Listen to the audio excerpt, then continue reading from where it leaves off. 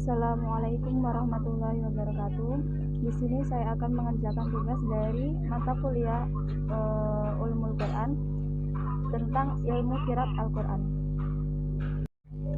Perkenalkan, nama saya Andi Lutfiana, NPM 2101011010. Saya dari kelas E, jurusan Pendidikan Agama Islam. Pengertian qiraat Al-Quran. Terdapat berbagai pendapat para ulama mengenai pengertian qiraat, yakni yang pertama, menurut Ibnu Al-Jazari, qiraat merupakan ilmu yang menyangkut cara-cara pengucapan kata-kata Al-Quran dan perbedaan-perbedaannya dengan cara menisbatkan kepada penukilnya. Yang kedua, menurut Ad-Dimyati, qiraat adalah suatu ilmu untuk mengetahui cara pengucapan lafal-lafal Al-Quran, baik yang disepakati maupun yang diiktilafkan oleh para ahli qiraat, seperti haz atau membuang huruf, isbat atau menetapkan huruf, wasal atau menyambung huruf, dan ibdal atau menggantikan huruf atau lafaz tertentu, dan lain-lain yang didapat melalui indera pendengaran. Ibrahim Al-Abiyari mengemukakan bahwa ada 3 hal yang terkait dengan masalah qiraat Al-Quran, yaitu yang pertama, pertama terkait dengan masalah pengucapan huruf atau bahasanya, seperti imala, ismam, tarkib, tafhim, dan lain sebagainya. Perbedaan ini terjadi karena perbedaan pelafatan kalimat oleh kabilah-kabilah Arab yang masing-masing tidak bisa mengucapkan seperti yang diucapkan oleh kabilah lainnya. Yang kedua, masalah kedua terkait pada penentuan i'rab dan standarisasi tulisan mushaf Al-Quran. Ketika Al-Quran masih berangsur-angsur diturunkan, pemberian tanda baca dan harokat mempermudah bagi umat Islam karena tidak semua umat Islam bisa membaca Arab yang tanpa tanda baca dan harokat. Adapun kriteria diterimanya qiraah itu ada 3. Yang pertama, qiraat tersebut harus sesuai dengan kaidah-kaidah bahasa Arab. Yang kedua, sanadnya dan riwayat yang menceritakan qiraat tersebut harus sahih.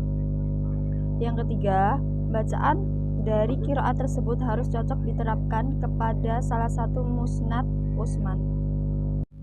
Masalah qiraat yang ketiga, yaitu terkait masalah penempatan kalimat serta penambahan dan pengurangan huruf dalam kalimat. Hal ini disebabkan karena kepekaan para sahabat yang berbeda-beda dalam menerima Al-Quran dari Rasulullah SAW. Untuk yang selanjutnya, yakni sejarah pertumbuhan dan perkembangan qiraat. Qiraat Al-Quran yang dikenal dan dipelajari oleh kaum muslimin sejak zaman Nabi SAW hingga sekarang ternyata tidak hanya satu macam versi qiraat, sebagaimana yang terbaca dalam mushaf yang dimiliki umat Islam sekarang. Ia memiliki berbagai versi qiraat lainnya yang juga bersumber dari Nabi SAW.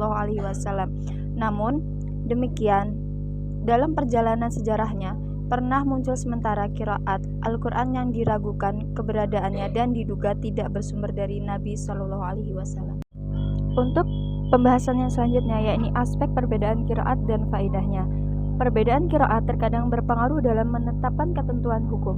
Di antara imam qiraat 7 yaitu Abu Bakar Syu'bah atau qiraat Ashim riwayat Syu'bah, Hamzah dan Al-Kisai membaca kata yadhurna dengan memberi siddah pada huruf ta dan ha, maka bunyinya menjadi yutahhirna.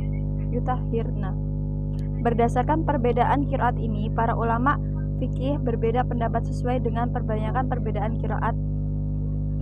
Ulama yang membaca yadhurna berpendapat bahwa seorang suami tidak diperkenankan berhubungan dengan istrinya yang sedang haid, kecuali telah suci atau berhenti dari keluarnya darah haid tersebut. Sementara yang membaca yutahhirna menafsirkan bahwa seorang suami tidak boleh melakukan hubungan seksual dengan istrinya kecuali telah bersih. Faedah mempelajari ilmu qiraat Al-Quran. Ada beberapa manfaat yang dapat dipetik dalam mempelajari qiraat Al-Quran. Antara lain, yang pertama, dapat menguatkan ketentuan-ketentuan hukum bacaan yang telah disepakati para ulama. Yang kedua, dapat mentakhrij atau mencari solusi hukum bacaan yang diperselisihkan para ulama. Untuk yang ketiga, dapat menggabungkan dua ketentuan hukum bacaan yang berbeda. Yang keempat, dapat menunjukkan dua ketentuan hukum bacaan yang berbeda dalam kondisi berbeda pula. Untuk yang terakhir, dapat memberikan penjelasan terhadap suatu kata di dalam ayat-ayat Al-Quran yang mungkin sulit untuk dipahami maknanya. Adapun bervariasinya qiraat yang sahih juga mengandung banyak faidah dan fungsinya. Di antaranya, yang pertama, menunjukkan betapa terjaganya Al-Quran dari perubahan dan penyimpangan. Yang kedua, meringankan umat Islam dan mempermudah untuk membaca Al-Quran.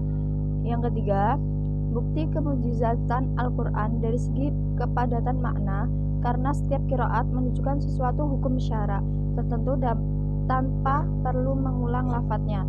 Yang keempat, penjelasan terhadap apa yang mungkin masih global dan qiraat lain. Demikianlah presentasi yang dapat saya sampaikan. Kurang lebihnya saya mohon maaf, dan kepada Allah saya mohon ampun. Saya akhiri. Wassalamualaikum warahmatullahi wabarakatuh.